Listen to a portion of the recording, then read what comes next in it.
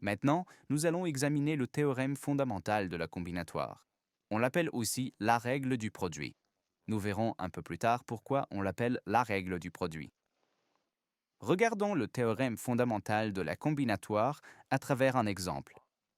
Disons que c'est moi, donc cet homme est Andrej, et j'aimerais voyager depuis Ljubljana. Disons que ce point est Ljubljana jusqu'à San Francisco en Amérique. Donc, ceci est Ljubljana et ceci est San Francisco. Non? Et j'ai plusieurs options pour ce voyage. La première option est de prendre, disons, la voiture jusqu'à euh, l'aéroport de Bornik, et ensuite de Bornik, je vole en Allemagne à Francfort, et ensuite de Francfort à San Francisco. Eh bien, sur ce trajet, j'ai différentes options.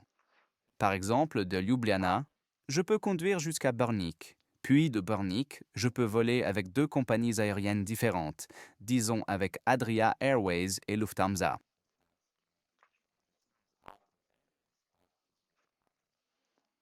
Puis de Francfort en Allemagne, je peux voler vers San Francisco avec trois compagnies aériennes différentes.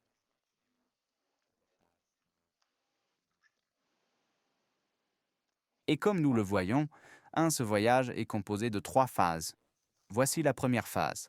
Voici clairement la deuxième phase et à la fin,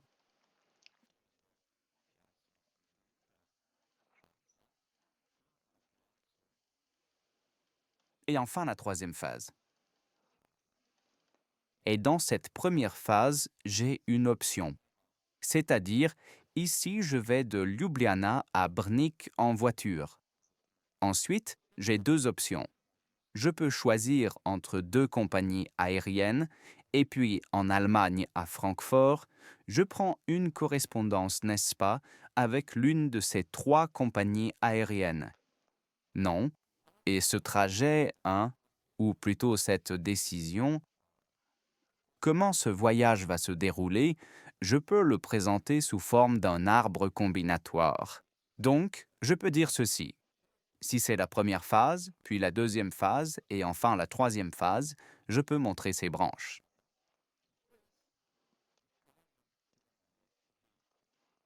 Au début, il n'y a qu'une seule possibilité. Ensuite, j'ai la possibilité de choisir entre deux compagnies aériennes et je fais ainsi une ramification, puis je peux choisir entre trois compagnies aériennes. Donc à ces points, si c'est la première, la deuxième et la troisième phase.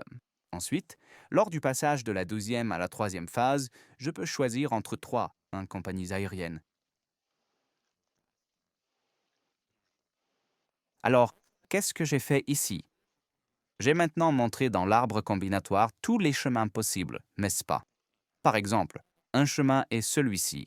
Puis, avec une autre couleur, si je montrais, c'est par exemple celui-ci, n'est-ce pas? Puis je peux choisir ce chemin, ou bien je ne sais pas, ce chemin.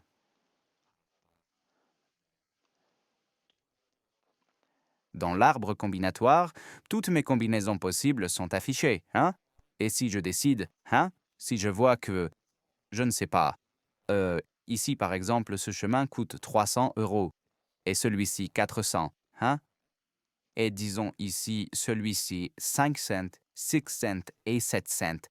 Je peux ainsi décider quelle combinaison, air-homme, de compagnies aériennes serait la plus avantageuse pour moi. Non, dans ces cas où nos choix se suivent en plusieurs phases, on peut le calculer en multipliant toutes les possibilités. C'est-à-dire, si c'était la première option, puis la deuxième option, puis la troisième option, nous devons multiplier cela pour obtenir n.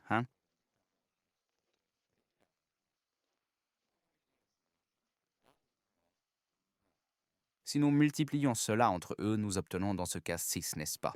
Et nous voyons cela, Rm, dans l'arbre combinatoire. Quand nous arrivons à la fin, il y a 1, 2, 3, 4, 5, 6 possibilités, de chemin ou 6 façons possibles de mon voyage de Ljubljana à San Francisco avec différentes compagnies aériennes. Non? Et justement à cause de cela, 1. Ce théorème fondamental de la combinatoire est la règle du produit, parce que nous multiplions entre elles différentes possibilités. Ainsi, souvenons-nous que lorsque notre processus de décision, ERM, est divisé en plusieurs phases, nous avons donc dans différentes phases différentes décisions possibles. Rappelons-nous que nous utilisons alors la règle du produit. C'est-à-dire, à ce moment-là, nous multiplions ces possibilités entre elles. Eh bien, dans la prochaine vidéo, nous verrons quand nous utilisons la règle de la somme.